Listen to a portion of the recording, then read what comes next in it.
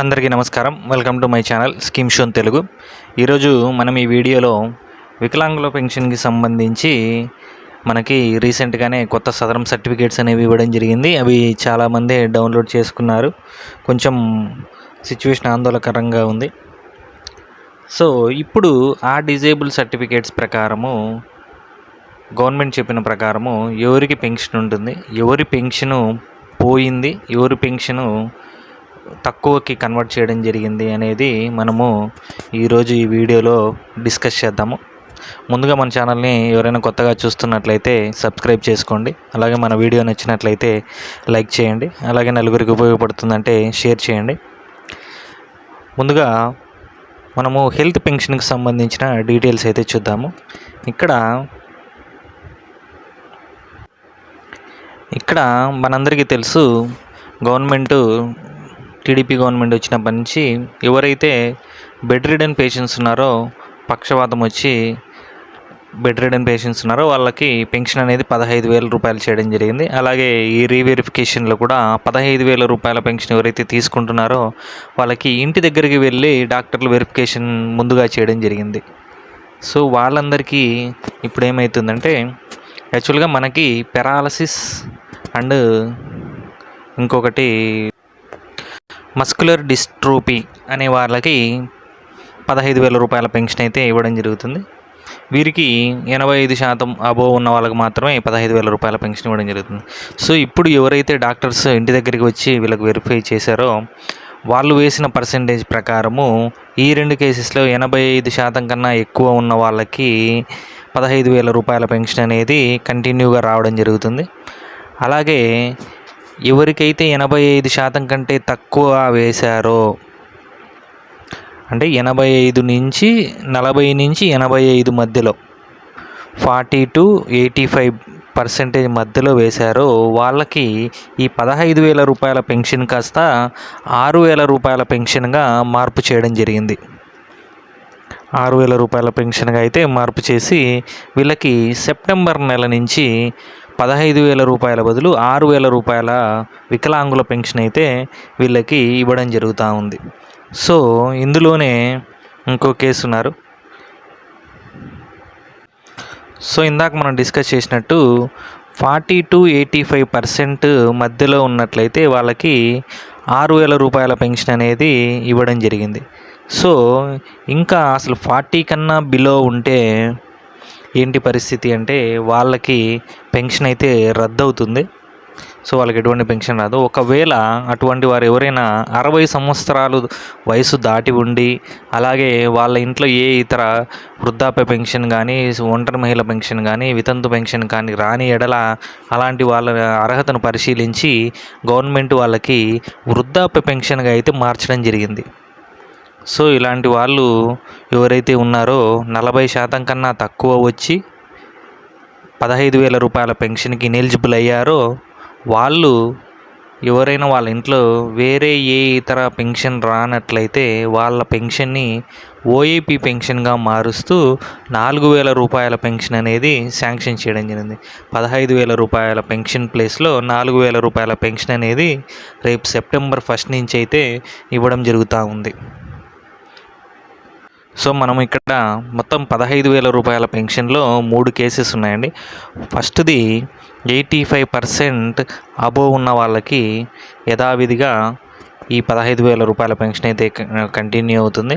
అలాగే సెకండ్ కేసులో 40% నుంచి 85% మధ్యలో ఎవరైతే ఉన్నారో వాళ్ళకి ఆ 15,000 రూపాయల పెన్షన్ని కాస్త 6,000 రూపాయల పెన్షన్గా అయితే మార్చడం జరిగింది. అలాగే మూడవది 40% కన్నా తక్కువ ఎవరైతే ఉన్నారో వాళ్ళకి వాళ్ళ అర్హతను బట్టి వృద్ధాప్య పెన్షన్గా మార్చడం జరిగింది. ఒకవేళ వాళ్ళ ఇంట్లో వేరే ఏ ఇతర పెన్షన్, వికలాంగుల పెన్షన్ కాకుండా వేరే ఏ ఇతర పెన్షన్ వస్తున్నా కూడా వాళ్ళు ఈ పెన్షన్కి అనర్హులయ్యి ఎటువంటి పెన్షన్ వచ్చే అవకాశాలు లేవు. కాబట్టి ఇది 15,000 రూపాయల పెన్షన్ తీసుకునే వాళ్ళ డీటెయిల్స్. సో ఇప్పుడు మనం నెక్స్ట్ వికలాంగుల గురించి చూద్దాం. సో ఇక్కడ మనకి వికలాంగుల పెన్షన్ రావాలంటే ఇందాక మనం 15,000 రూపాయల పెన్షన్లు కూడా చూసాము. మినిమం 40% అయితే మనకి ఉండాలి. 40% టు అబోవ్ ఎంత ఉన్నా కూడా మనకు 6,000 రూపాయల పెన్షన్ మాత్రమే రావడం జరుగుతుంది. ఇక్కడ చాలామంది కామెంట్ సెక్షన్స్లో ఏం అడుగుతున్నారంటే, మాకు లోకోమోటర్ డిజేబిలిటీలో ఆర్ విజువల్ ఆర్ హియరింగ్ దాంట్లో 100% ఉంది సార్, 90% ఉంది సార్, మాకు 15,000 పెన్షన్ వస్తుందా అంటే రాదండి. యాజ్ పర్ గవర్నమెంట్ రూల్స్ ప్రకారము only paralysis and muscular dystrophy above 85% ఉన్న వాళ్ళకి మాత్రమే ఈ 15,000 రూపాయల పెన్షన్ వస్తుంది. మిగిలిన వాళ్ళ ఎవరికి కూడా 100% ఉన్నా కూడా 15,000 రూపాయల పెన్షన్ అయితే ఇవ్వడం జరగదు. కాబట్టి అది అందరూ గుర్తుంచుకోవాలి. సో ఇక్కడ వికలాంగుల పెన్షన్కి సంబంధించి 40% కంటే వికలాంగత తక్కువ ఉండి 60 సంవత్సరాలు లేని ఎడల వారికి సెప్టెంబర్ నుంచి 40% కంటే ఎవరికైతే డిజబిలిటీ పర్సెంట్ తక్కువ వచ్చిందో వాళ్ళందరికీ వచ్చే నెల నుంచి పెన్షన్ అయితే ఆపేయడం జరుగుతుంది. ఇక్కడ కూడా ఎవరికైతే 40% కన్నా తక్కువ పర్సెంట్ డిజబిలిటీ సర్టిఫికేట్లు వచ్చి అలాగే 60 సంవత్సరాలు దాటిన ఎడల ఇక్కడ దీంట్లో లేని ఎడల అండి, ఇక్కడ ఎవరైతే 60 లేదో వాళ్ళు ఇనెలిజిబుల్ అవుతారు. సో నెక్స్ట్ దాంట్లో 60 సంవత్సరాలు అబోవ్ ఉన్న వాళ్ళది వస్తుంది. సో ఇక్కడ అదేవిధంగా పెన్షన్లు 40% పైబడి ఉన్నట్లయితే అబోవ్ 40 ఉంటే ఆటోమేటిక్గా మనకి 6,000 రూపాయల పెన్షన్ అనేది కంటిన్యూ అయిపోతుంది. సో అది నో ప్రాబ్లం. సో ఇక్కడ ఇది చూడండి, 40% కంటే తక్కువ ఉండి పెన్షన్దారులకు 60 సంవత్సరాలు నిండిన ఎడల 40% కంటే ఎక్కువ ఉంది, 60 సంవత్సరాలు దాటి నిండిన ఎడల వాళ్ళకి వాళ్ళ అర్హతను బట్టి ఇక్కడ కేవలము వాళ్ళకి 40% కన్నా తక్కువ ఉండి వాళ్ళకి 60 సంవత్సరాలు ఉంటే అందరికీ వృద్ధాప్య పెన్షన్ కింద అయితే మార్పు చేయలేదు. సో వాళ్ళ అర్హతను బట్టి వాళ్ళ ఇంట్లో ఇంకొక వృద్ధాప్య పెన్షన్ కానీ వితంతు పెన్షన్ కానీ ఒంటరి మహిళ పెన్షన్ కానీ వస్తున్నట్లయితే వాళ్ళకి ఈ ఓఏపీ పెన్షన్గా కన్వర్ట్ చేయరు, అసలు పెన్షన్ అనేది పోతుంది. సో వాళ్ళ ఇంట్లో ఏ ఇతర పెన్షన్ రాకుంటేనే వాళ్ళు వృద్ధాప్య పెన్షన్కి ఎలిజిబుల్ అవుతారు. ఒకవేళ అదే ఇంట్లో ఇంకొక వికలాంగుల పెన్షన్ వస్తున్నా కూడా వీళ్ళు ఈ వృద్ధాప్య పెన్షన్కి అయితే ఎలిజిబుల్ అవుతారు. సో అది గుర్తుపెట్టుకోవాలి. వికలాంగుల పెన్షన్ వస్తున్నప్పుడు ఇంకొక వికలాంగుల పెన్షన్ వస్తుంది. అలాగే వికలాంగుల పెన్షన్తో పాటు ఓఏపీ పెన్షన్ కానీ విడో పెన్షన్ కానీ సింగిల్ ఉమెన్ పెన్షన్ కానీ ఇవన్నీ అయితే రావడం జరుగుతూ ఉంది. కాబట్టి ఈ డిఫరెన్సెస్ అనేది జనాలకు కొంచెం నోటెడ్ అయి ఉండాలి. ఎందుకంటే మనము ఊరికే సచివాలయం వాళ్ళని అడిగినా కూడా వాళ్ళు చిరాకు పడుతుంటారు. కాబట్టి మనం ఏం మాట్లాడినా మనం కొంచెం తెలుసుకొని మాట్లాడాలి. అలాగే వీడియోలో చాలామంది వీడియో సగం చూసి వెళ్ళి వాళ్ళని అడుగుతున్నారు. అలా కాదండి, పూర్తిగా చూడండి వీడియోని, అప్పుడు మాత్రమే కంప్లీట్ డేటా అయితే అర్థమవుతుంది. సో ఇక్కడి వరకు క్లియర్ అనుకుంటున్నాను. సో ఇక్కడ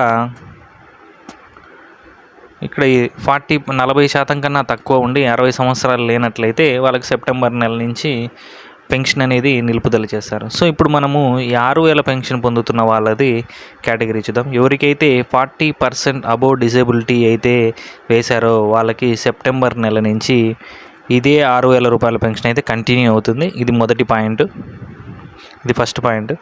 సెకండ్ వచ్చి ఎవరికైతే 40 కన్నా తక్కువ పర్సెంటేజ్ వేశారో వాళ్ళకి 60 సంవత్సరాలు నిండినట్లయితే వాళ్ళ ఇంట్లో ఏ ఇతర పెన్షన్ రానట్లయితే వాళ్ళకి 6,000 రూపాయల పెన్షన్ని 4,000 రూపాయల పెన్షన్గా అయితే మార్పు చేస్తారు.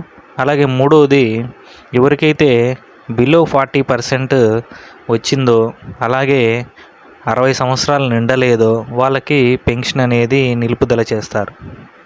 అలాగే ఎవరికైతే 40% కన్నా తక్కువ వికలాంగత్వం వచ్చి 60 సంవత్సరాలు నిండినప్పటికీ వాళ్ళ ఇంట్లో వేరే ఏ ఇతర పెన్షన్ వస్తున్నట్లయితే single women, OAP, widow pension వస్తున్నట్లయితే వాళ్ళకు కూడా ఈ పెన్షన్ అనేది కంప్లీట్గా క్యాన్సిల్ అయిపోవడం జరుగుతూ ఉంది.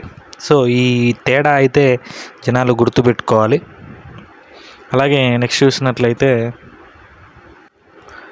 మనందరికీ తెలుసు, ఈ క్యాన్సిల్ అయిన నోటీసులు అనేవి సచివాలయంలో వెల్ఫేర్ అసిస్టెంట్ లాగిన్లోకి రావడం జరిగింది. వచ్చినప్పుడు ఆల్రెడీ కొన్ని నోటీసులు అయితే ఇవ్వడం జరిగింది. అలాగే మనము రీసెంట్ వీడియోలో చెప్పుకున్నట్లు కొంతమందికి అర్హత ఉన్నప్పటికీ అర్హులు కారు అని నోటీసులలో రావడం జరిగింది. వాళ్ళందరినీ కూడా గవర్నమెంట్ రెక్టిఫై చేసి మళ్ళీ కొత్త నోటీసులు అయితే జనరేట్ చేసింది. అవి సోమవారం నుంచి సచివాలయం ఎంప్లాయీస్ అయితే డిస్ట్రిబ్యూట్ చేస్తారు. ఈ ప్రాసెస్ అంతా కూడా ఈ నెల 25 తారీఖు లోపు కంప్లీట్ అవ్వాలని గవర్నమెంట్ చెప్తుంది. సో 25 తారీఖు లోపు అందరూ నోటీసులు అయితే తీసుకొని వెల్ఫేర్ అసిస్టెంట్ దగ్గర అక్నాలెడ్జ్మెంట్ అయితే ఇవ్వవలసి ఉంటుంది. అక్నాలెడ్జ్మెంట్ అంటే మనం నోటీస్ తీసుకున్నాము అని అథెంటికేషన్ లాగా. అలాగే సదరం సర్టిఫికేట్ తీసుకున్న వాళ్ళు కూడా అక్నాలెడ్జ్మెంట్ అయితే చేయవలసి ఉంటుంది. కాబట్టి మీరు సచివాలయంకి వెళ్ళినప్పుడు నోటీస్ తీసుకున్న, సదరం సర్టిఫికేట్ తీసుకున్న వెల్ఫేర్ అసిస్టెంట్ దగ్గర అక్నాలెడ్జ్మెంట్ అయితే కంప్లీట్ చేయండి. అలాగే ఇప్పుడు ముఖ్యమైన పాయింట్, మనం ఆల్రెడీ రీసెంట్ వీడియోస్లో చెప్పుకున్నాము.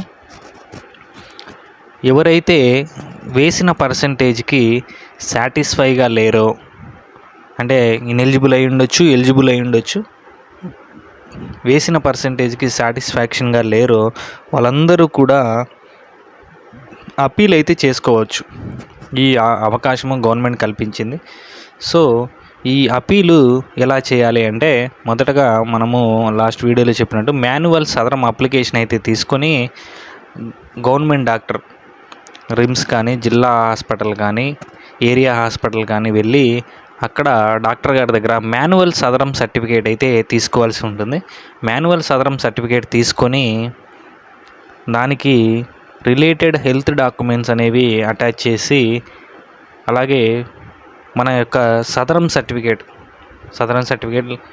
కొత్తగా వచ్చిన సదరం సర్టిఫికేట్ కానీ, నోటీస్, ఇవన్నీ అటాచ్ చేసి ఒక అర్జీ అయితే ఎంపీడీఓ గారికి రాసి వారికి ఇచ్చినట్లయితే వాళ్ళు మనకి ఇంకొక కొత్త రీఅసెస్మెంట్కి ఒక కొత్త డేట్ అయితే ఇవ్వడం జరుగుతుంది.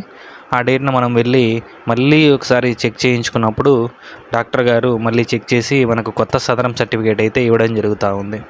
సో ఇది ప్రాసెస్ అండి. సో ఈ ప్రాసెస్ అంతా ఎప్పట్లో పూర్తి చేసుకోవాలంటే, మనకు నోటీస్ అందించిన 30 రోజుల లోపు మాత్రమే మనము ఈ ప్రాసెస్ అనేది కంప్లీట్ చేసుకోవాలి. అంటే మనము సోమవారం నోటీస్ తీసుకున్నట్లయితే 18వ తారీఖు, వచ్చే నెల 17వ తారీఖు లోపు మనము ఎంపీడీఓ గారికి అయితే అర్జీ ఇవ్వవలసి ఉంటుంది. ఆ లోపు ఇచ్చిన వారికి ఎంపీడీఓ గారు ప్రాసెస్ చేసి కొత్త రీఅసెస్మెంట్ డేట్ అయితే ఇస్తారు. ఆ డేట్ ఇచ్చినప్పుడు మనం హాస్పిటల్కి వెళ్ళి మనం చెక్ చేయించుకోవాల్సి ఉంటుంది. అప్పుడు కొత్త సదరం సర్టిఫికేట్ అయితే రావడం జరుగుతుంది. సో అప్పుడు కూడా సాటిస్ఫై అవ్వకుంటే మళ్ళీ అప్లై చేసుకోవచ్చా అని కొంతమంది అడుగుతున్నారు. సో దాని మీద అయితే ప్రజెంట్ క్లారిటీ ఏం లేదు. మనకి త్వరలోనే దాని మీద కూడా క్లారిటీ వస్తుందని భావిస్తున్నాను. సో ఇంకా ఏమైనా డౌట్లు ఉన్నట్లయితే కామెంట్ సెక్షన్లో తెలియజేయండి, నేను వాటిని క్లియర్ చేయడానికి ట్రై చేస్తాను. సో ఈ వీడియో అంతా అందరికీ అర్థమైంది అనుకుంటున్నాను. ఇంతవరకు చూసినందుకు ధన్యవాదాలు. థ్యాంక్ యూ అండి. Thank you for watching. జై హింద్.